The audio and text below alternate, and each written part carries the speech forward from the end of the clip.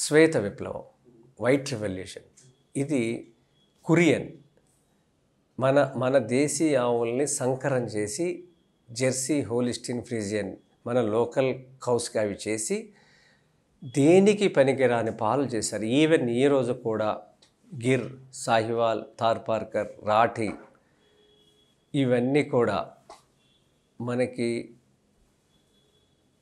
పూటకి 10 లీటర్లు ఇచ్చే పాలు ఈ రోజు కూడా ఉన్నాయి. నా దగ్గర 8 లీటర్ల పాలు ఇచ్చాను దూడ తాగ్గా.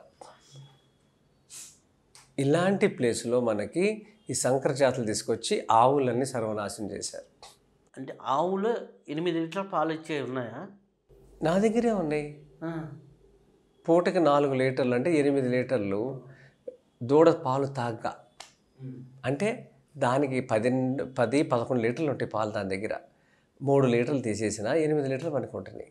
ఇలాంటి ఆవులు ఇంకా భారతదేశంలో ఉన్నాయి.